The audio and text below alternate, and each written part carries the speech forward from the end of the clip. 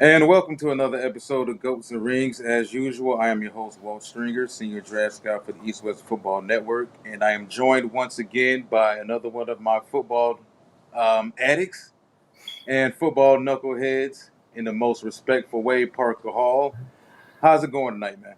It's going well. It's going well. We're back for day two of this, trial number two. Had some technical difficulties yesterday, but we adapt and overcome. We audible in football terms, I guess, right? So, Definitely.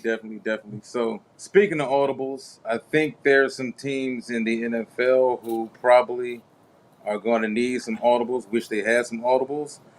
We're going to take a look at the top 10 of what's going on right now in Tankathon because we all pretty much depend on Tankathon as far as when it comes to getting our NFL information. So, that right there is for the public. You may not be able to see number 10 right there, but at number 10, we do have the San Francisco 49ers. That pick will be going straight to the Miami Dolphins. How in the hell did the San Francisco 49ers get in this spot? Well, they had a situation where they lost pretty much all of their corners. All of the cornerbacks passed away. They had running backs who passed away. They have a quarterback who seems to be a walking corpse out there, and his head coach doesn't too much care for him. So now we're in a situation where the Miami Dolphins. Let me add my let me add my guest right back.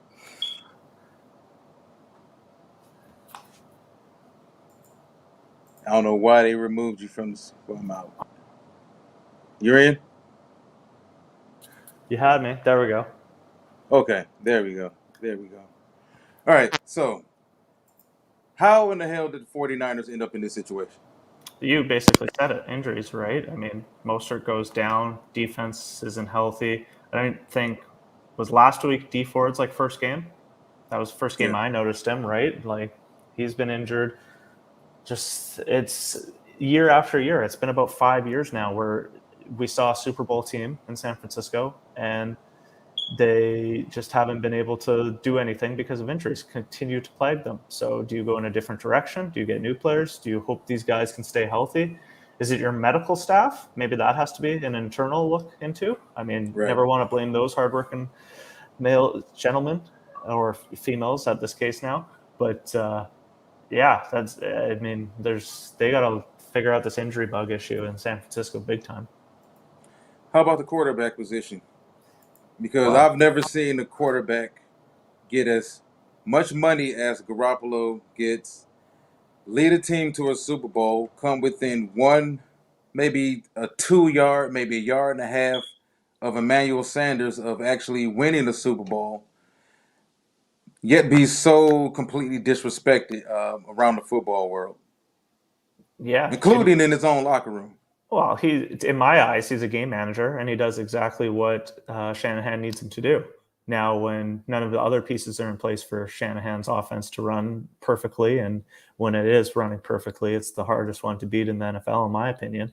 Um, he just doesn't have the tools to take over a game like the Russell Wilsons or the Lamar Jacksons, Patrick Mahomes, right? I mean, he does a good job. He does what he's asked to do, but I think we Yeah. all know this is Trey Lance's team going forward.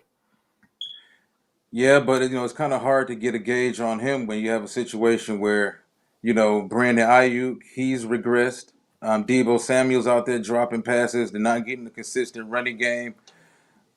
To me, it looks like Lance fundamentals are kind of all over the place right now. I hate the way he plants his back foot when he's on the run throwing. He looks very reckless right now.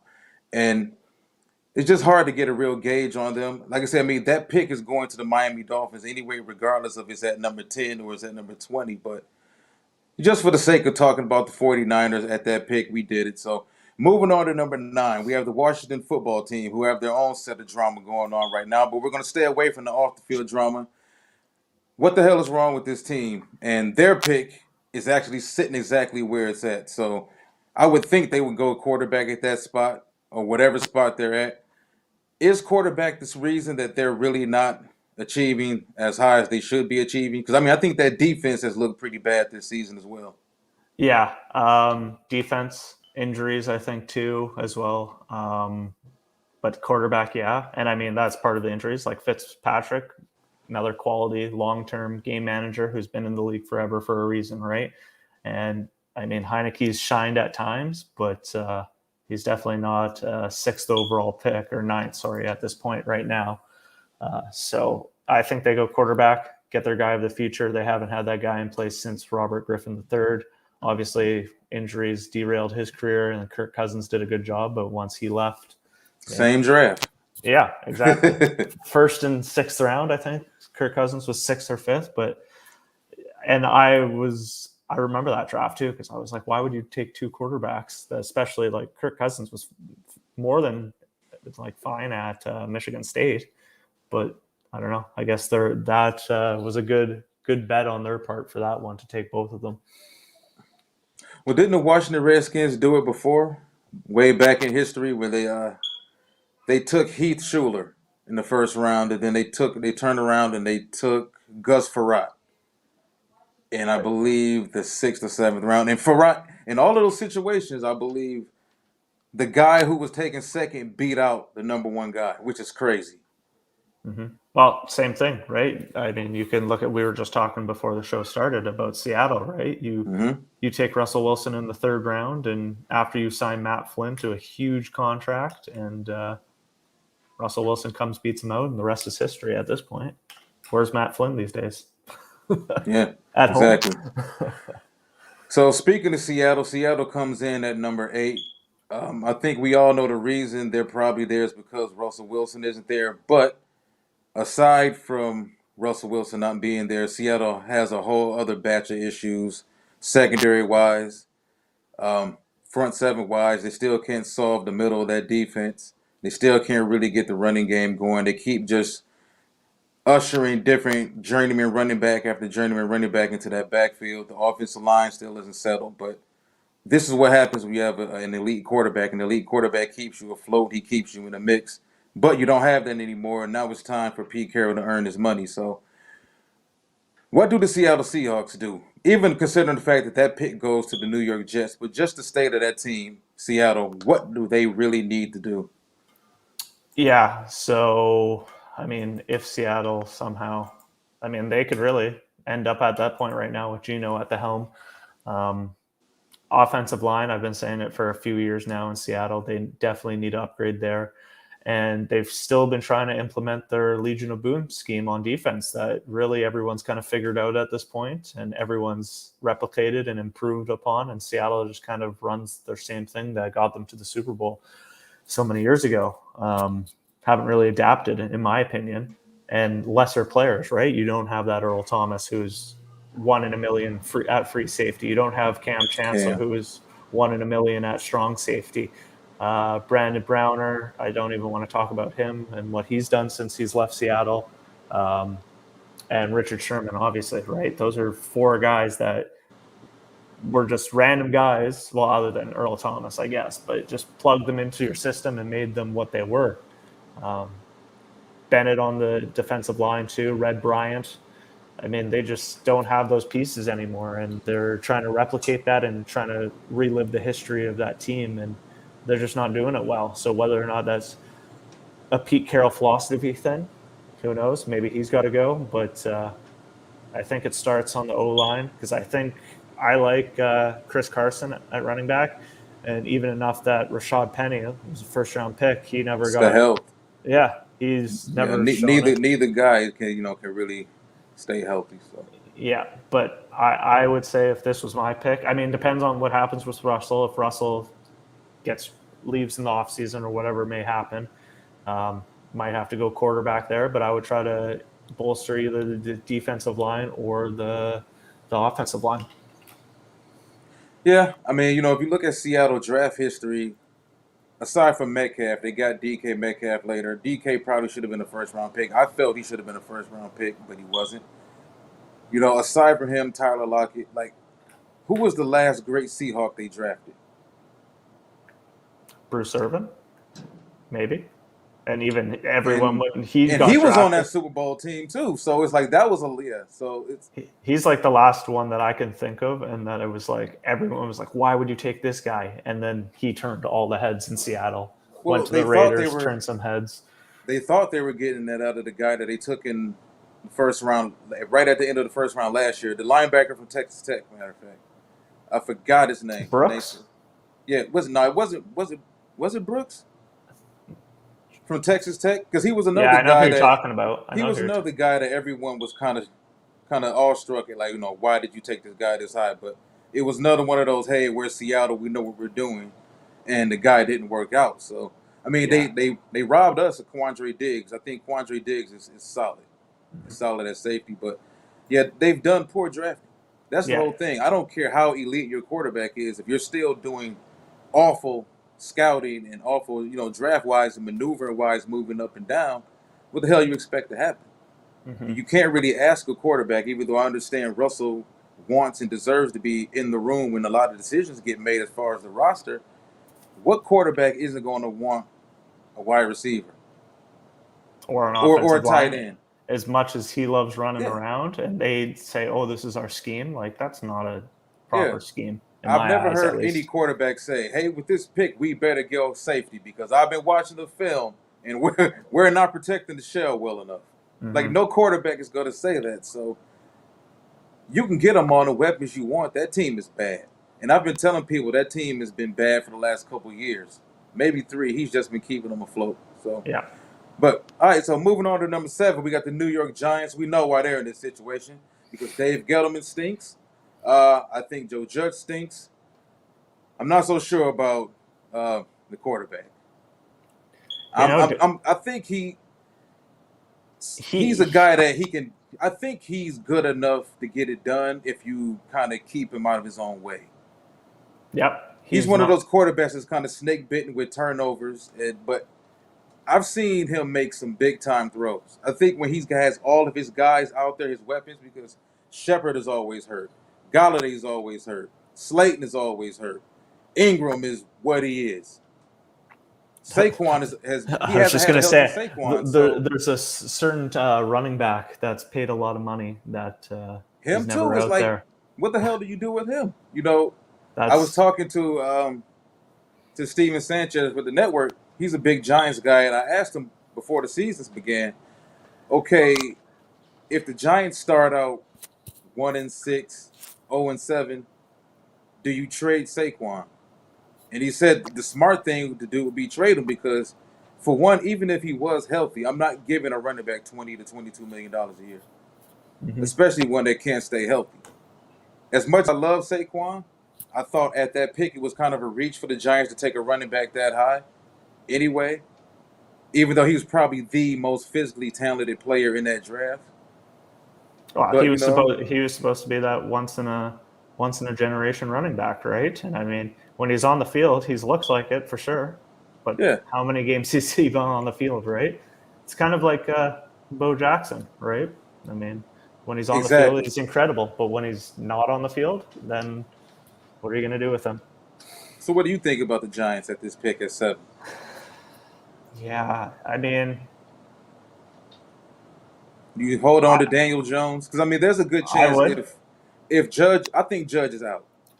I wouldn't give Daniel Jones a long term contract because I think this is his fourth year on his rookie deal. Maybe an extra extend him for one, maybe two, and let the new coach, if it is not Joe Judge anymore, then let them get established and go from there. But defense, their linebackers kind of suck, in my opinion. Uh, Defense has regressed also. I their think de- offensive line too. That yeah, that Andrew Thomas is looking like a wasted pick. You know, yeah. so we're not going to really touch on the offensive lineman, but one lineman name I will throw out there is Evan Neal from Alabama. He's pretty much head and shoulders the number one offensive tackle in this draft. Hmm. Um, I just feel like in the Giants situation, is there anybody, and I know we're going to touch on this in a little while, but is there anyone at the quarterback position that you're going to take in this draft and say, okay, you know what, he really makes us better? Compared to Daniel Jones in this year's draft, no, not a You know, chance. so Yeah, I mean, it may be a situation where you do have to just write it out with Jones. But all right, number 6, we got the Philadelphia Eagles. That's another team I think should probably write it out with the quarterback, but everything I'm hearing, they probably won't. But this team has plenty of draft capital. This pick at number 6 is their actual pick. So this is a team that has 3 first-round picks, man. They can get real good real fast in that NFC East. Mm-hmm. Yeah, I think they stick with Hurts. I mean, that's up to a lot of scrutiny, but I mean, eyes of Well, the look what you beholder. have. But Like I tell people, this roster isn't as bare as people try to make it out to be. Like you have Hurts, you have 2 running backs in mm-hmm. Miles Sanders and Kendrick Gainwell. Yep. Devontae Smith, he's really settled in. You know, he's showing that guys really can't cover him. Yep. You can't zone him. You really can't zone him. As expected. Yeah, so I mean, tight end could 3 first-round picks. You Yep. could go tight end and 2 defensive picks. You could go 2 offensive picks and the defensive pick, or all offense, all defense. But I think they have some pieces in place. I think Sirianni, I like the offense. I like the direction they're going in. This seems to be a pretty tough team that just seems to be overmatched on some Sundays, which is expected. Yeah, I mean, I agree. Their offense, I mean, except for their offensive line, again, just another team. It seems like all these teams that are at the bottom of the league are for a reason. But yeah, defensive line, like Fletcher Cox is old. Yes. Yes, I mean, listen, no disrespect to Fletch, man. When Fletch was in No, his prime and healthy, he was one of the 3, 4 best defensive tackles in football. for sure, for sure. Derek Barnett never panned out. I mean, their defensive Brandon Graham's backs. giving him all he had. Yeah, yeah. Darius Slay, like he's a He's good having a pretty corner, but solid season. is he worth the money that they're giving him? Yeah, I don't know. Yeah, I mean, Philly Alex just Singleton is the funniest one for me. He's just like career CFL guy until the last few years, and now yeah, he's their captain and dominating there like he did up here. But I mean, he's not your long-term middle linebacker. He's already played how many years? So right. Yeah, I mean, well, like I said, Philly has 3 first-round picks. mm-hmm. They can get real good real fast, so they could pull a Cleveland Browns and get real bad, even worse real quick. So Yeah, with 3 first-round picks, typically when teams have 3 first-round picks, somebody doesn't pan out. oh for Usually sure. somebody doesn't pan out. Mm-hmm. I remember the year we got Stafford, Brandon Pettigrew, and who was the third guy we got that year? I forgot. Was it Javid Best? It may In the have first no, round, it I wasn't. think it was best. Yeah, Best. we were pretty solid, but guys didn't pan out. Stafford panned out, but Yeah. it happens. So number 5, we have the Jacksonville Jaguars. I think love Trevor, man. Shout out to Trevor. Trevor's improving every week, despite the fact that he has a head coach that should not be privileged enough to head coach him. In my estimation, probably the offensive coordinator, Darrell Bevell, should be running that team over Urban Meyer. Everything we've heard out of Jacksonville is that pretty much they don't want him there. They're just financially tied to him, but they did what bad organizations do. Bad Imagine. organizations are forced to overpay. The Lions overpaid for Dan Campbell, 6 years. Who gives an inexperienced head coach 6 years? You Yep. know, But Raiders gave 10 years to John Gruden. I So said that as soon as John Gruden came back, I was like, "There's no way he's lasting 10 years here." that Like, was ridiculous. I laughed. yeah. I laughed. But imagine if Trevor had Travis Etienne this year too. Like, they can't do anything on offense for the most part, but if they had another piece, like, They disrespect James Robinson. yeah, well, that's true. James Robinson, as an undrafted rookie last year, was incredible. Their Yeah. defense has some nice pieces. I really like Miles Jack. I really like Josh Allen. Their defensive backs, maybe. Well, other than Shaquille Griffin, Yeah. off the top of my head. So they could go a bunch of different ways too. Like, who I can't even think of their O line. Besides, they have the one guy from Florida. Oh, Jawan Taylor. Yeah, and like he hasn't been special. Yeah, they could definitely offensive line. I think would be the pick if they stayed at the top five, which I'm pretty sure Jacksonville will stay in the top five. Offensive line has to be the pick. You know. Yeah, get protection or get Trevor another weapon for sure. Yeah, or edge rusher, all depending on if someone decide between now and the draft. You know, a lot can happen. We may not be that high on these quarterbacks, but by April, these quarterbacks could be two in the top five or whatever, and we could see a guy like Kayvon Thibodeau fall. I could see them going pass rusher, or if a guy like Aiden Hutchinson raises up and Mm-hmm. goes as high as some people have him. I think Mel Kiper Jr. currently has Aiden Hutchinson fifth overall, which I think is kind of, and I'm a Michigan guy, but I think fifth overall is a little outrageous for right now. But it could be that type of draft where we just see positionless, not even necessarily positionless guys, but we could see a safety going to top five. Yeah. Like that's how crazy it could get. What's his name? The Notre Dame Kyle, safety. Everyone Kyle loves him. Hamilton. Yeah, Hamilton. Yeah. Yeah. I mean, could very well see that happen. Yep. So let's go to number 4, the New York Jets. That's another team I'm pretty sure will be staying in the top five. They're doing everything they can to ruin Zach Wilson. Yeah. I'm hearing people are like really trashing Zach Wilson and not understanding what the hell this kid is going through right now behind that offensive line. The fact that they really can't run the football, the fact that his number one target is Corey Davis. Corey Davis should not be anyone's number one go-to guy. And it's a work in progress, Salah's got them playing hard. The defense is playing hard pretty much in certain games, but I think offensively they just didn't do enough. And you given the fact that Mekhi Becton, he's been hurt the first 2 years.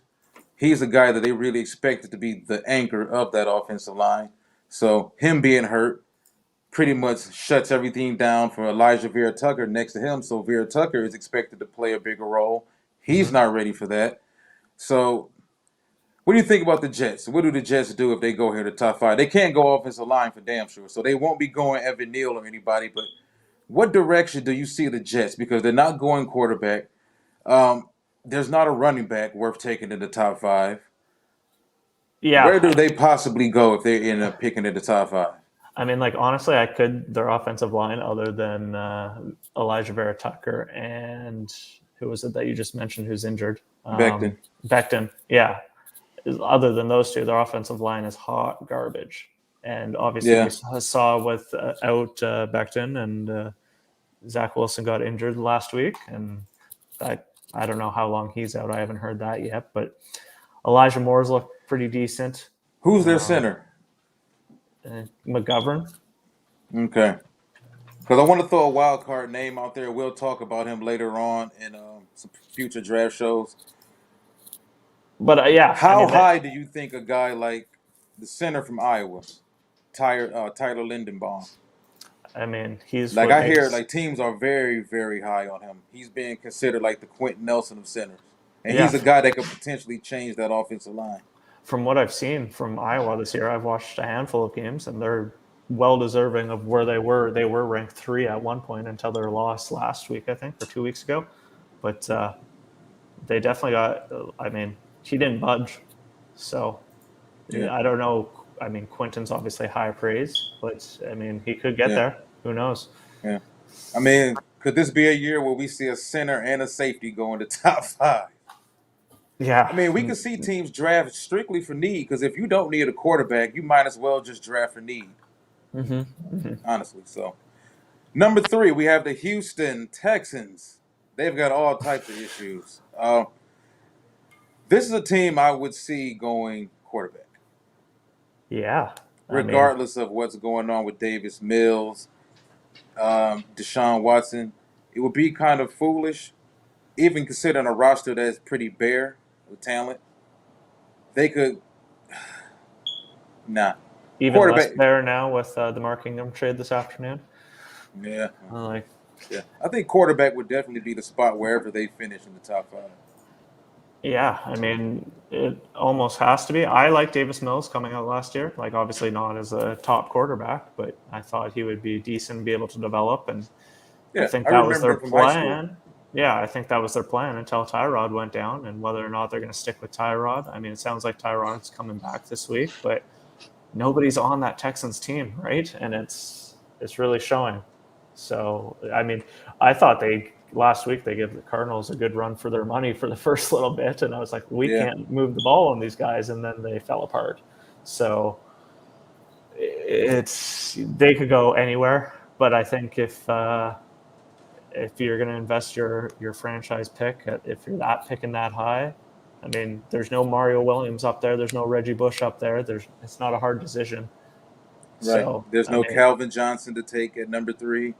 yeah, I There's mean, no there's no generational player really there, so you might as well, unless you're going to trade back, you might as well just go quarterback. exactly. And if you're not picking first, which is looking like your Detroit Lions right now, you're not going to be in the market for Thibodeau. So, Yeah. So let's go to number 2, the Miami Dolphins, who are probably the most disappointing team in football. Not to me. Well, I didn't think they would be. I didn't think they would be this hot, this bad. But I did have them missing the playoffs in the AFC East. What the hell happened to Miami this season? yeah, I don't know. Like, Because I mean, I like what Brian they Flores is won. doing there, They won but they won a nail biter. Their team probably should be 0-7 right next to us right now. If I it wasn't just for that fumble in Week 1 against New England would have beat them. I think it's a real just lack of confidence in Tua, and I think that shows. And I don't think Tua is that bad of a quarterback as they make him out to be, but you don't even like trust him. There's trade rumors every week, whether it's going to be Deshaun Watson or whoever it might be. Right at the And draft, you're there's asking him to some, play through that. yeah, I like think organizations are getting more and more brazen with how they treat their quarterbacks in public. mhm. Yeah. I mean, and things are bound to go wrong when you treat your team leader, right, that Yeah, badly. Whether or not, I mean, like their offense, I like what Brian Flores has done there, but it's your defense can only win you so many games. yeah. Miami. I think the ship has sailed on the Tua situation just for the simple fact that we've been hearing since day one, before the guy even hopped off the plane to come to training camp, that Flores didn't want him. And he has pretty much done nothing to dispel that at all. And then to have it come out a few weeks ago in a report saying that he wanted Herbert. Tua hears these things. His family hears these things. The agent hears these things. So I think there's no way Tua is the quarterback in Miami next season. There's nothing they can really do at number 2 anyway. That pick will be going to the Philadelphia Eagles, but I also believe the Dolphins will be in the market for a quarterback this draft because Brissett started 3 games, I believe, and I think in those 3 games he averaged about 3.6 yards per attempt. You're not beating anybody with that type of offense. Yeah, well, So Gaskins, their starting running back, like he shouldn't be a number one running back in my eyes. I don't think no, he's shouldn't. awful, but definitely a number 2 guy. Yeah. So let's go to number 1. My Detroit Lions. They're full of fright, but there's still a 0 on their record. Um, I'm gonna get straight into this. I think if we do finish with the number 1 overall pick, and I've been saying this for months, I would strongly consider moving that pick. Honestly, even as much as I like Kayvon Thibodeau, I don't think Thibodeau makes us as good as it would be if trading with a team perhaps like Philly. Say for instance, Philly and that new GM falls in love with whoever, whether it's Sam Howell, Malik Willis, Carson Strong, whoever the guy is, and he just has to move up to number 1 to get that pick. Philly has the collateral to do it. Mm-hmm. So, and I said a couple weeks ago, I believe Detroit and Philly will be doing some business over the next few months. I would personally, like I said, I would consider moving that pick. I will not stay at that pick. I would consider the fact that we have this pick at number 1.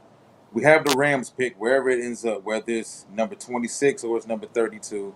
Then we have the number 1 pick in the second round. So if you can perhaps pick up 2 first-round picks from Philly, you're looking at a situation where you potentially have 3 first-round picks and have the number 1 pick in the second round. So what would you do in this situation with Detroit? Even I do understand golf is not the answer, but I believe in a situation in this draft where there's no clear-cut number 1 guy currently, you need to exercise all of your options.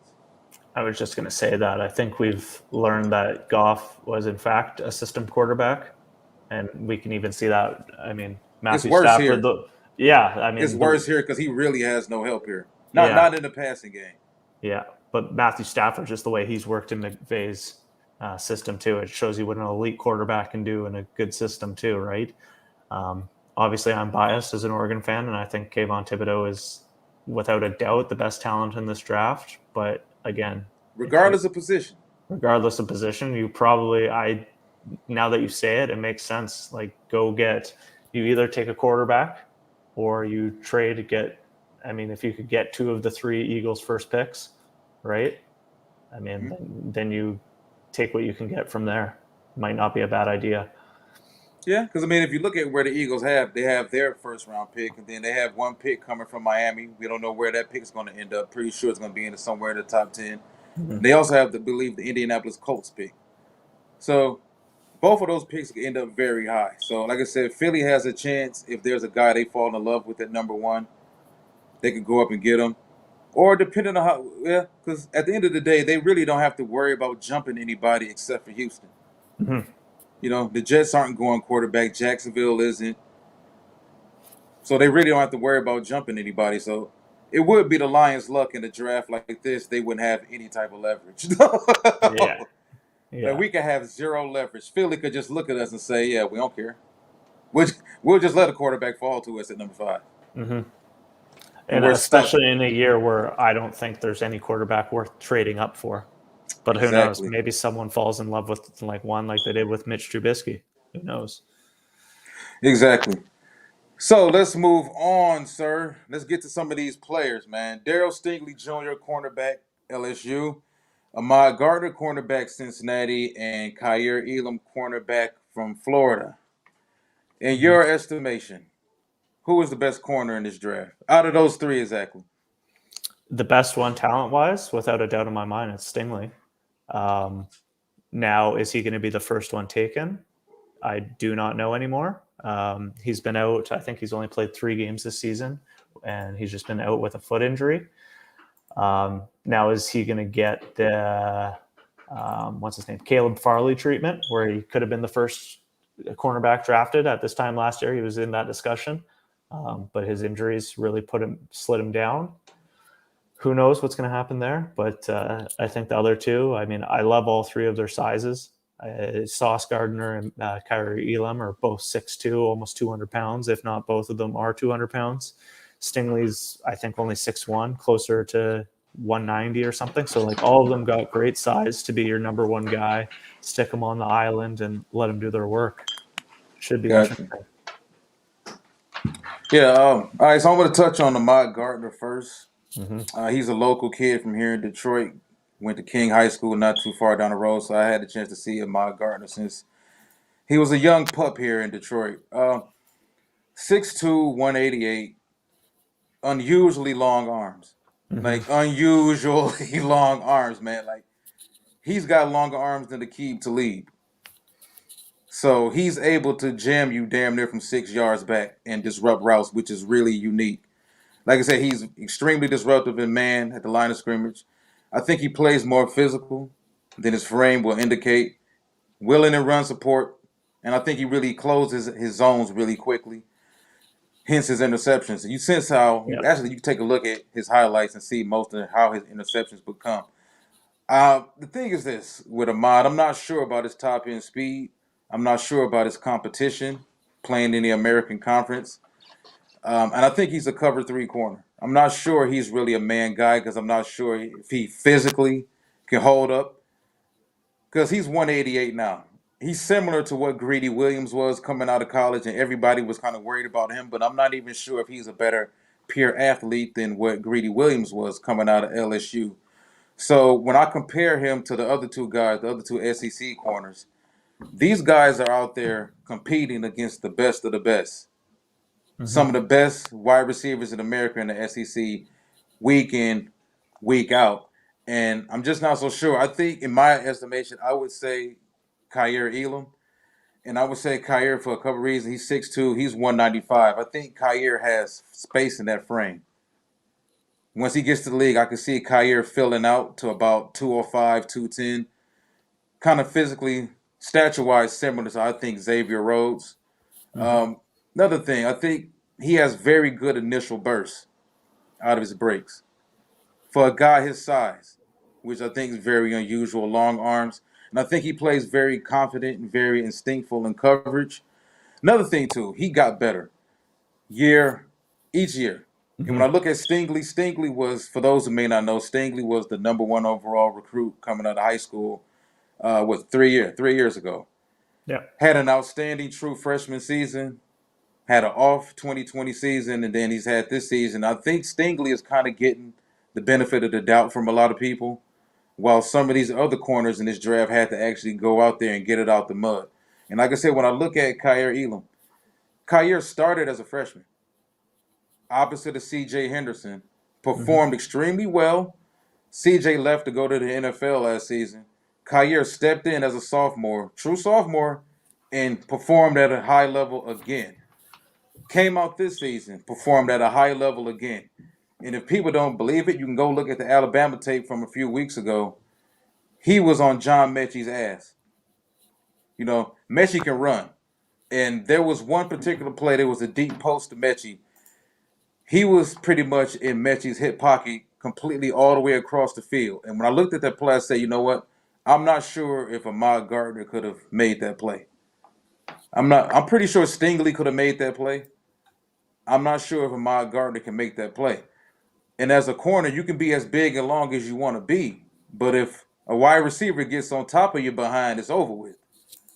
You know, 2 steps can turn into 10 steps real quick with the wrong, sorry about the wrong wide receiver on you. So I would say Elam is first. I'm kind of questionable when it comes to Stingley. Like I said, for the simple fact that he hasn't really performed well for almost 2 seasons.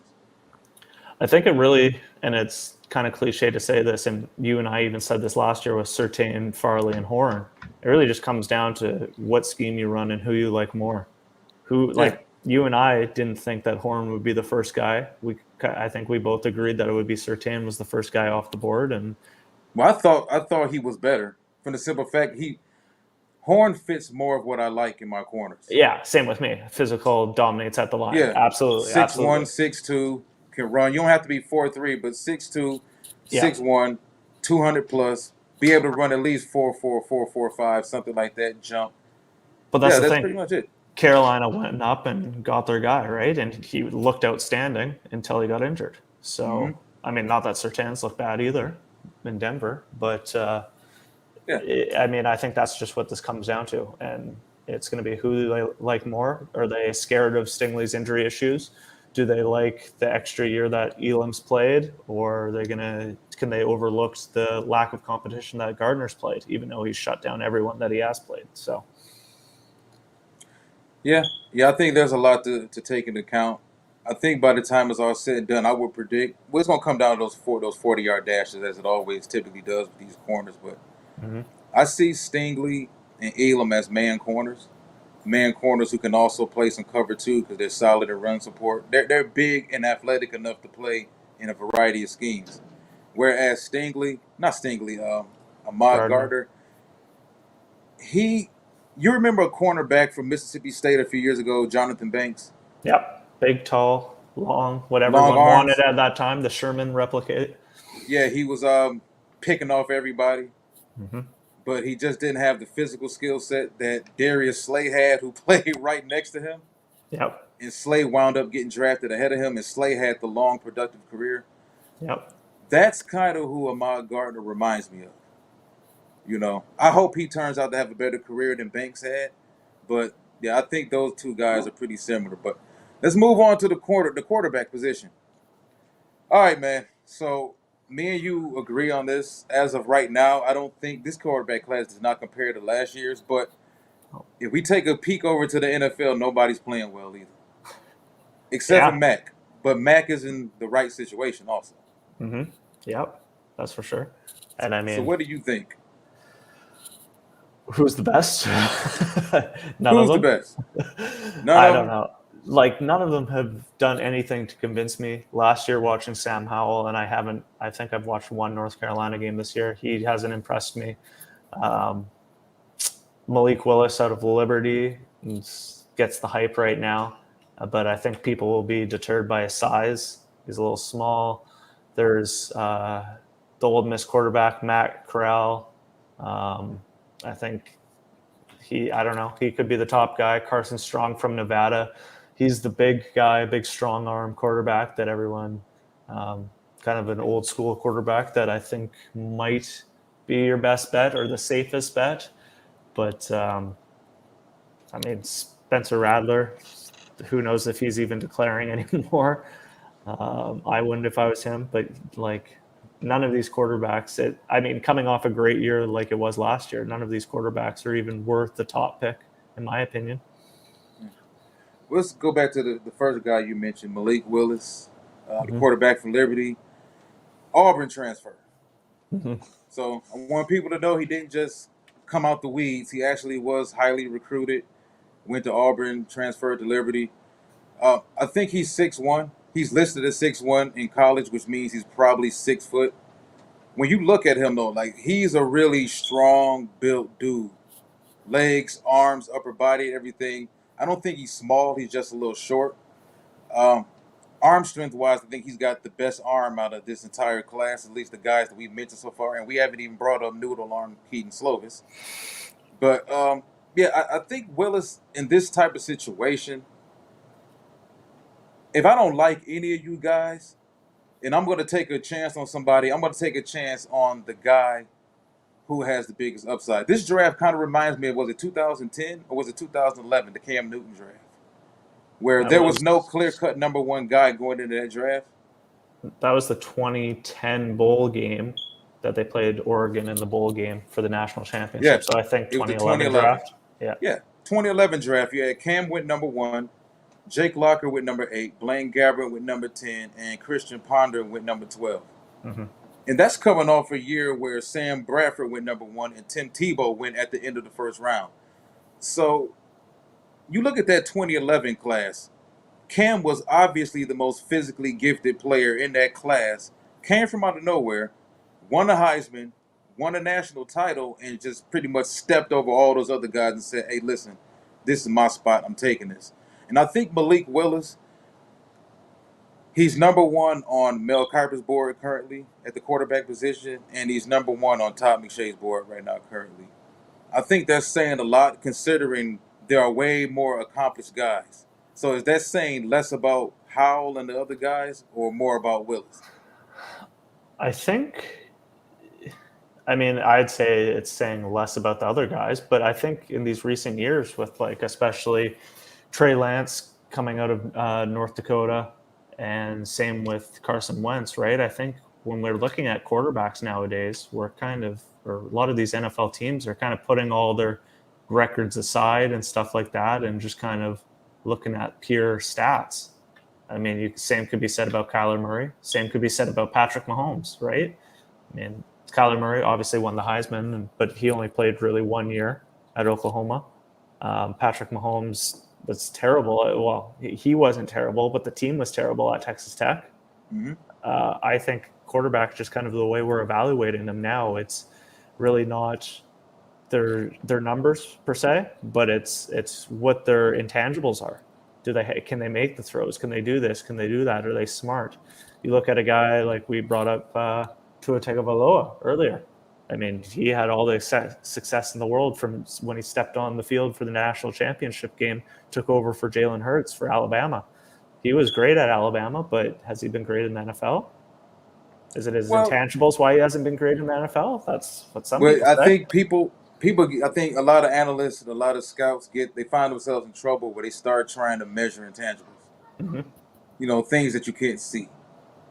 You know, going back to that draft, I was the biggest fool in the room. Well, what do you care, man? That Herbert's trash. Did you watch Herbert this season? And Herbert, he's not a leader. And look at his attitude. Look at his demeanor. He's not fiery enough. And he's this and he's that. I'm like, I was in the same boat as this you. guy? I'm like, look at this guy. As an Oregon fan, I was like, why are we considering Herbert that high? I watched him play multiple times at Oregon and just was not impressed. Now he gets to the Chargers. I loved him.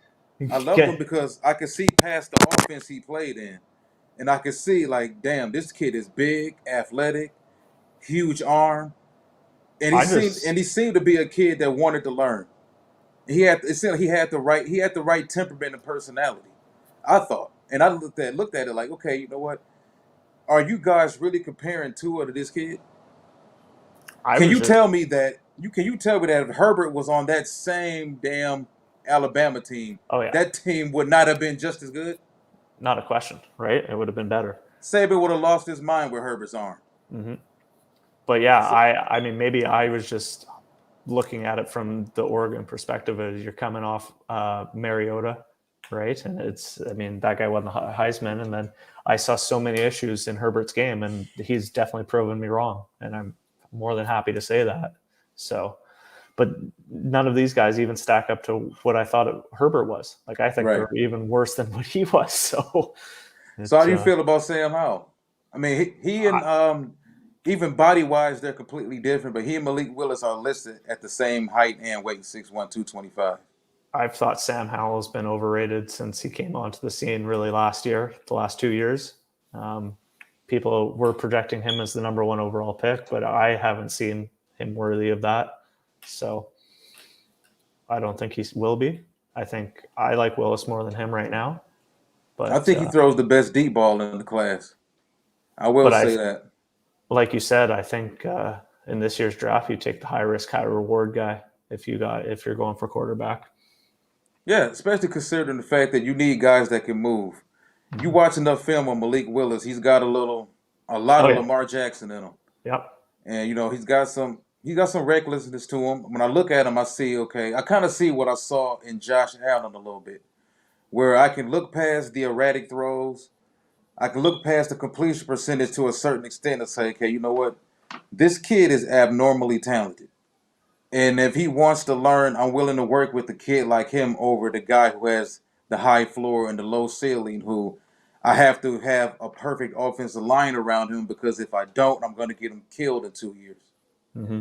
No, that's for sure. And I mean, I think any good franchise, if you're going to be successful and you have good coaching, you'll iron out those issues. Look at Buffalo with Josh Allen as a perfect example, right? He had a bunch of issues, and they've seemed to iron most of them out, and now they're probably the best team in the AFC right now.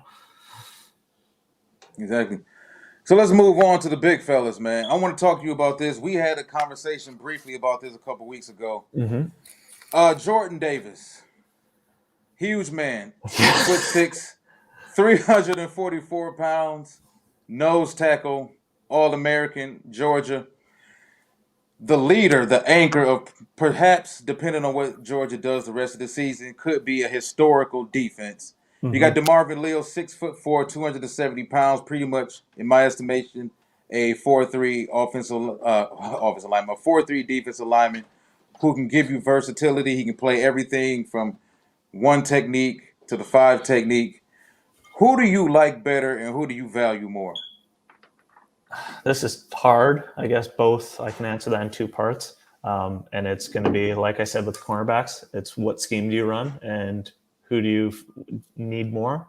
Do you need that big nose tackle that's going to be that anchor, going to be your equivalent to, I love Vita Vea, and we saw what happened last year with the Bucks when he wasn't playing.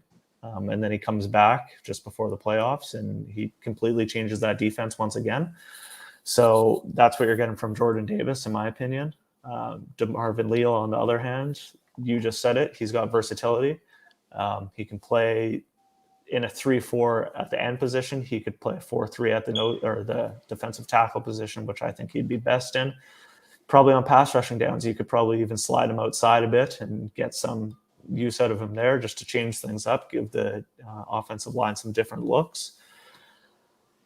So to answer your question, I'm going to say DeMarvin Leal. Not that I like him more, but he provides more versatility, and you're going to get more out of him rather than just a single run stuffing nose tackle. You're going to get a guy that can stop the run. You're going to get a guy that can pass rush a bit from the interior and from the outside. More versatile for sure. Yeah. My issue with Leal, not really an issue. It is what it is. He's the player that he is. Um, I think he's like I said. He's a 4-3 down lineman that can produce from 1 to 5 technique. He just doesn't produce any 3-4 versatility. So I think if you were a team that drafted him as a 3-4, you probably didn't know exactly what you're doing. So like I say, if you look at him as 6'4", 270 pounds, Mm-hmm. what you're going to ask him to do at 3-4 defensive end, I don't want him just getting beat up taking down double teams all day. And if I try to plug him in at nose tackle, that for damn sure isn't going to work as 270 pounds eating up double teams. So I think he's a disruption. He's a disruption for damn sure in the 4-3. I don't think he's a disruption at all in the 3-4 because he's not big enough to really be effective in the 3-4. But when I look at Jordan Davis, I see 6'6", 344, and I think he's proved me wrong this year. I think last year he was a little out of shape. He had a chance to come out early last season. He would have been anywhere from a late first, I believe, to like a early to mid second. Now I'm hearing talks of him potentially going in the top 10, in the top 15. He's shown me that he's big and agile enough to command a double team in a 3-4 or a 4-3. The only So thing that that's right there, I think that right there changes everything for me and kind of sways me in Jordan Davis' situation because he can potentially make my linebackers better. And he can make my defensive ends better. You put him in the middle of a 4-3 defense, Quentin Nelson ain't taking him on one-on-one all day. Nobody's taking him at the two technique on all day long. the only thing that scares me about Jordan Davis is who he's surrounded by in that Georgia front seven. I mean, they got some, for lack of better words, they are the dogs, but they got some dogs out there, right? DeMarvin Leal's kind of doing it all by himself, in my opinion, at Texas A&M. But the question is this, and he goes back to the Clemson days. The question was it Dexter Lawrence or was it Christian Wilkins or was it, who was the other guy? Clellan Cleveland Farrell. Farrell, yeah. And I told everybody back then, Dexter Lawrence was the best player on that defensive line. Mm-hmm. And who's the best player in the pros right now? Even though Dexter is kind of shaky this season, but Dexter's been better than them the first couple seasons in the league. Mm-hmm. And I think we have a tendency to ignore the big guys in the middle. Yep. We care about all the guys who are coming around the edge, swatting and swim moving and punching and getting to the quarterback. We don't care about the guy that's in the middle of the defense eating all the double teams. Yeah, I mean, they're definitely important. You're looking at the Arizona Cardinals this year, and they have J.J. Watt lined up more on the inside, and look at how that's opened things up for Marcus Golden and Chandler Jones, right? I mean, Right it makes there. a huge difference. I've always been a big fan of the Listen, interior defensive line, and you're 100% right. right. They open everything up for everyone else for the glamour positions. Yeah. Your Cardinals, for example.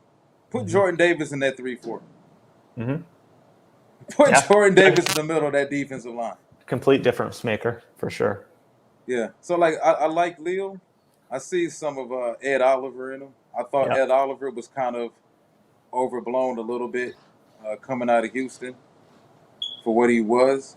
He's a pretty solid player in that Buffalo front, but I think Ed is only as good as what you're going to have around him. Mm-hmm. Same thing with Greg Russo in that front. So I would say this: if I'm a team that's soft in the middle, I'm going Jordan Davis regardless.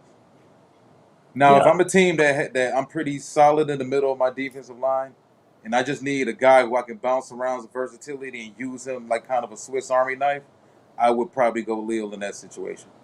Yeah, absolutely. No, I agree with you on that. It really, like I said, comes down to scheme and what you're running there.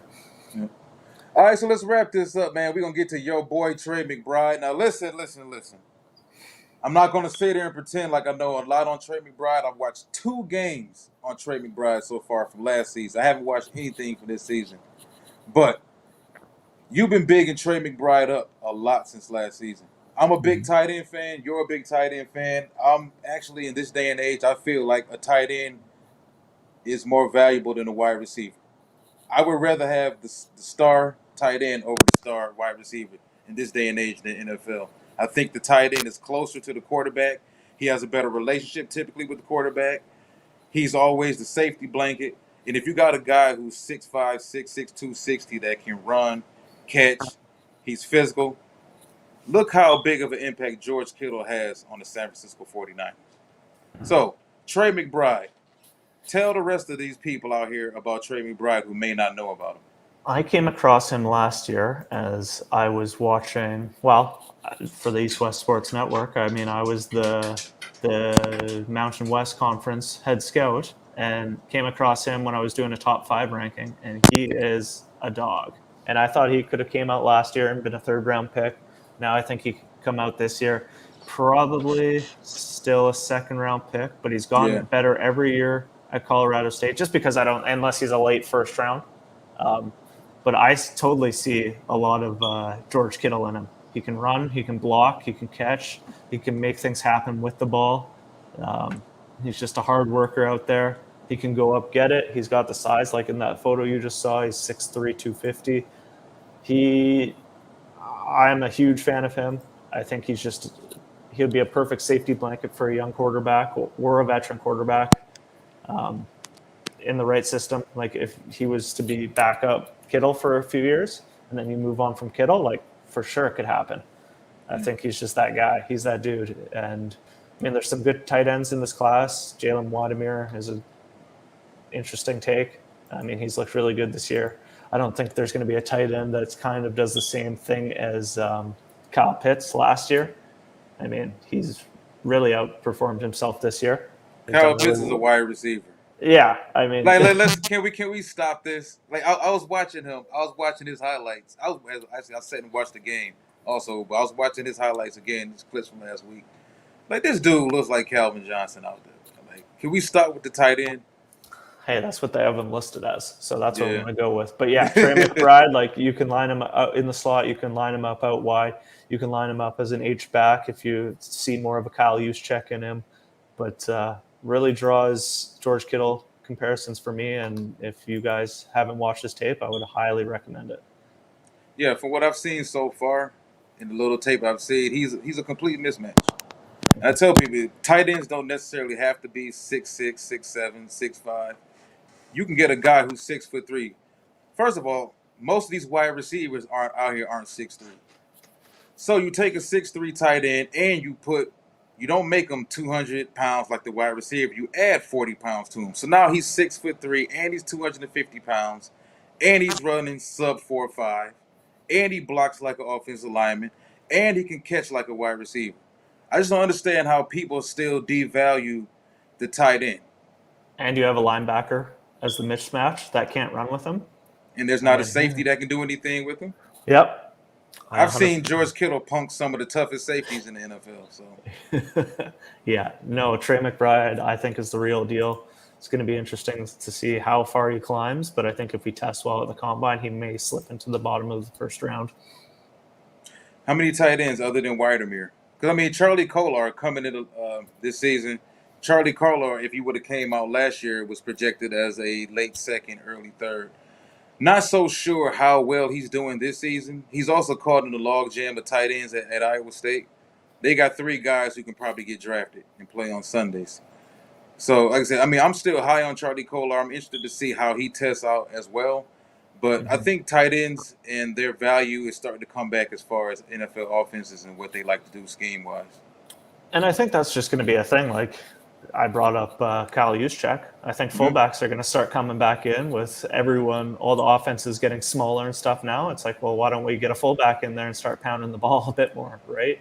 Um, Charlie Kolar, I like him. Widemere, I like. Wisconsin's tight end, whose name escapes me right now, has done Jake pretty well. Ferguson.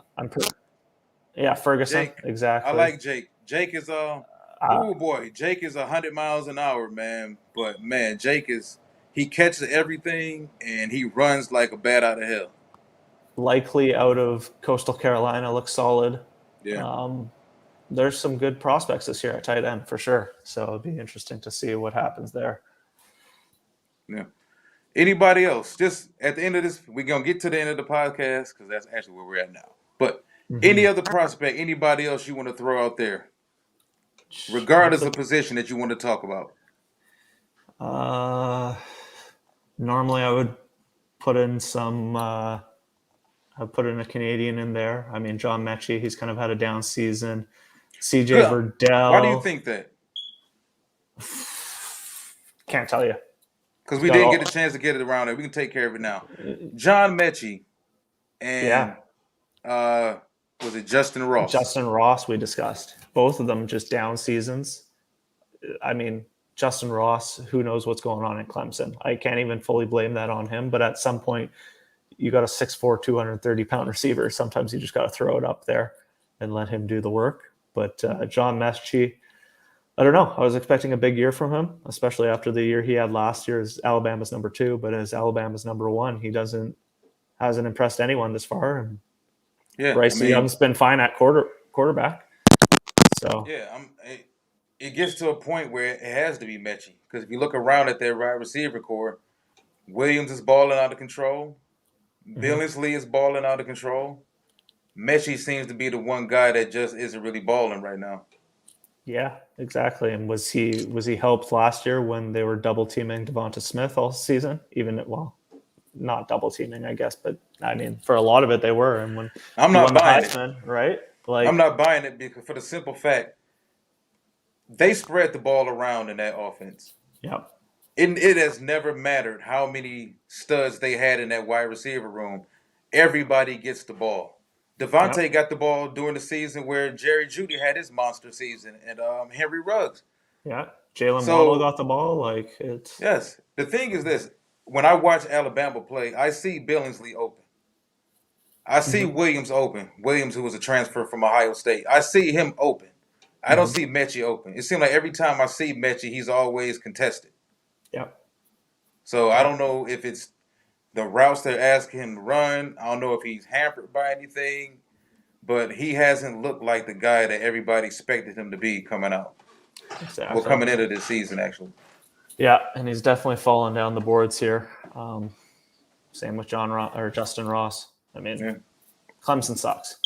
We'll put it like that. And like yeah, you man. still got to make plays out here. I'm so disappointed in DJ.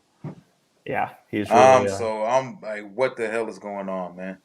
Is it the offensive line that much? Because I will say the offensive line has been bad. but you're still the number 2 team in the country for the last how many years, if not number 1. Why can you not? Your recruits can't be that bad, right? I mean, you're playing against Syracuse, almost losing to Syracuse. You're playing against other teams that you are losing against, right? Well, let's be honest. Like you can't Clemson tell is you can't Clemson tell. ain't Bama. Well, I'm going to say you can't tell me Clemson's recruiting right now from what the team they have on the field right now is we're better recruits or worse recruits than what 7-0 Wake Forest has. No, but no, but if we want to be honest about Clemson, we all we have to do. I tell anybody, you want to gauge the success of one of these programs. Look at the NFL draft. It's how many people they put in the NFL. And if you go outside of like Trevor Lawrence, or you go out like they had, I think Clemson had a decent run, but Clemson ain't Bama. I don't even Mhm. think Clemson is Ohio State, honestly. When it comes to the overall talent across the Yeah. board, cornerbacks, wide receivers, defensive ends, linebackers, like Ohio State is an NFL factory. Alabama's an NFL factory. And I think they were kind of somebody brought this up to me a couple days ago about Dabo Sweeney and was he kind of like skating by with Deshaun Watson and Trevor Lawrence? Now, Taj I'm Boyd not before sure. that. Yeah, Taj Boyd. I mean, I think they had their run. You look I at the mean, wide receiver position. Look at the amount of receivers they put in the NFL. Also, it very well could be, right? I mean, it could maybe it's just an ACC thing. Like Florida State before them was the dominant team for how many years in the ACC, right? big Could fish in be a small pond. could be their time. So Georgia Tech's up next. Nah, I don't think that'll happen. Honestly, what the hell's happening with North Carolina if that's the case? Because Howell's gone, so I don't know who the hell is behind Howell right now. But they got some great recruiting classes coming into Carolina also. Yeah, right. I mean, you look at 2 running backs in the what? Did they both go in the second round last year? Javonte Williams and Michael Carter, or did one go in the third? I thought Carter was went in the third, Third, and yeah, Javante went in the second to Denver. in the second, yeah, exactly. So I mean, yeah, it could be North Carolina's turn to step up. Who knows? Or maybe Wake Forest. Wake Forest, Wake Forest. All right, well, Park, it was great spending this time with you, man. Love talking NFL draft with you. We talk this shit Absolutely. every day anyway, so it's always cool, man. Pleasure as always. What you got coming up? Let the people know anything you want to let the people know. Uh, you guys might want to keep an eye on the East West Sports Network, doing some more drafts, getting ready for draft season here. Other than that, just go watch ESPN Plus, check out some CFL games. There you go. There you go. This man deserves to be over here in the NFL, right along with me. Nobody else. No, I'm joking. All right, everybody. Want to thank everybody for tuning in tonight. You can always go back and watch this recording on YouTube as well as Twitter and, of course, not Instagram, but Facebook as well.